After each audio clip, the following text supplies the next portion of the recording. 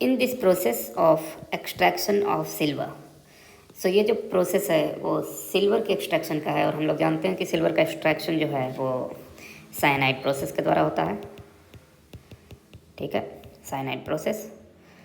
और आगे बोला जा रहा है कि सिल्वर ओर को साइनाइड के प्रेजेंस के साथ ऑक्सीजन के प्रेजेंस में पी कंपाउंड बनता है, उसके बाद जिंक के साथ रिड्यूस करने पे क्यू बनता है। तो आप बताओ कि पी एंड क्यू क्या है। बहुत ही सिंपल क्वेश्चन है। आप साइनाइड प्रोसेस अगर पढ़े हैं तो आपको पता होना चाहिए कि सिल्वर को पहले सोडियम साइनाइड के साथ एक्वस सॉल्यूशन में हम लोग ट्रीट करते हैं इन प्रेजेंस ऑफ ऑक्सीजन।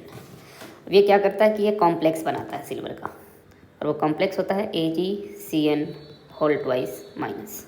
ये जो हमारा सिल्वर का कॉम्प्लेक्स है, यहाँ पे कोऑर्डिनेशन नंबर होता है 2 और सिल्वर +1 में होता है। ठीक है, ऑक्सीजन बहुत ही पावरफुल ऑक्सीडाइजर नहीं है, तो इसको सिर्फ और सिर्फ +1 में भेज पाता है, और ये आपका कम्प्लेक्स बन गया। ये जो कम्प्लेक्स है वो सॉल्युबल होता है, ठीक है ना, प्रेसिपिटेट नहीं होगा, ये पानी में घुल जाएगा। ठीक है, उसके बाद यहाँ फ़ायदा क्या हुआ कि जितने भी प्योर सिल्वर यहाँ पे प्रेजेंट है इस इम्प्योर सैंपल में, वो सारे के सारे इस कम्प्लेक्स में आ गए। बाकी का बचा इम्प्योरिटी इधर ही रह गया, जो कि अनकम्बाइंड फॉर्म में है। उसके बाद इसको हम लोग ट्रीट करेंगे जिंक के साथ। जिंक जो मेटल है ना, वो केमिस्ट्री में कोड सीरीज़ है, इलेक्ट्रोकेमिकल सीरीज ECS, इसमें काफ़ी ऊपर आता है, ये सिल्वर से ऊपर आएगा। इसका मतलब कि क्या है कि जिंक जो है मोर रिएक्टिव मेटल है, यह है मोर रिएक्टिव मेटल। अब ये सिल्वर से ज़्यादा रिएक्टिव है, तो करता क्या है कि ये इस कम्प्लेक्स में से सिल्वर को निकाल फेंकता है और खुद कम्प्लेक्स बनाता है। ठीक है, तो ये बनाता है Zn।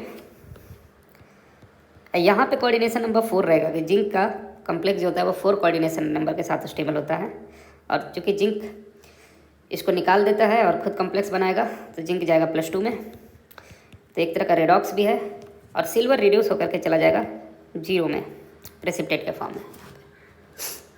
तो ओवरऑल इम्प्योर सैंपल से हम लोग यहाँ पे प्योर सिल्वर का फॉर्मेशन कर रहे हैं। अब ये क्वेश्चन में पूछा गया कि P और Q क्या है, तो ध्यान देंगे थोड़ा सा। P जो है आपका वो ये कम्प्लेक्स हो गया, ये जो कम्प्लेक्स है वो P हो गया, और Q की बात करें तो ये कम्प्लेक्स हो गया Q। बहुत ही सिंपल है। धन्यवाद।